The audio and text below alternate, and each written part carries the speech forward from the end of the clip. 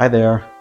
Are you a seller or a potential home seller that wants to know what are the steps once I get a contract to sell my home? Well, I'm going to tell you. My name is Chris Alley. I've been a licensed real estate agent in Naples, Florida since the year 2000, and I'm going to tell you a brief explanation on the process of what happens once an offer gets made on your home. All right, once you've got through the initial, do they have the ability to buy it at what they're saying that they're going to buy it for?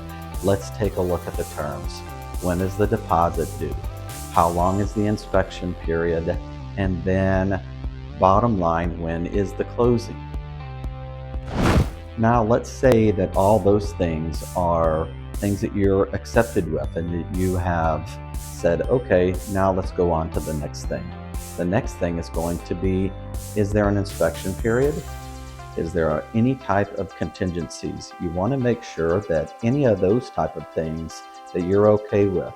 Is it a 5-day inspection or is it a 30-day inspection? And then the closing is the day after. You want to make sure that this deal that you're going to sign to sell your home is going to be a solid deal so you can actually get the home closed and the transaction completed.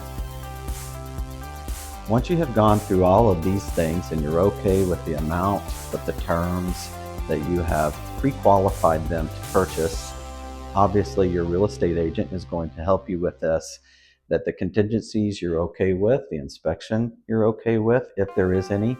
The next thing that you're going to go into is you're going to start communicating with the title company. You're going to want to have your agent track all the milestone dates, when the inspection is, when the inspection period is up, and then those type of things about the second deposit, and because you want to get your home closed.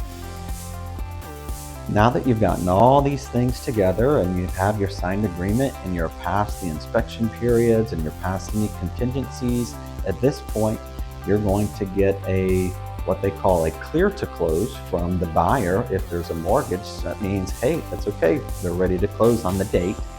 Or if it's a cash buyer, and you're going to get both of these regardless whether it's cash or whether it's mortgage, you're going to get a preliminary closing statement. You're going to want to review this very carefully. When you have your closing statement, you want to take a look at all the things to make sure that they're all there. Are all the fees correct? Are you paying for what you should be paying? Are they paying for what they should be paying? Does everything look right? And once again, you're going to want to lean on the professionals that you've hired in this transaction, your real estate agent, title company, or closing attorney, to answer any of these questions that you might have. Then it's the closing date. You're all excited, everything is great. You are going to need to sign a lot of documents to be able to get your property properly transferred over to the new buyer, and you are going to tell them how you want your money. Do you want a check? Do you want it sent to a certain account of yours? Make sure that you get all that information to the closing agent ahead of time. And now you've heard the whole process from when you actually got a contract, you signed it, you went through the entire process, and now your home is closed and you have the money.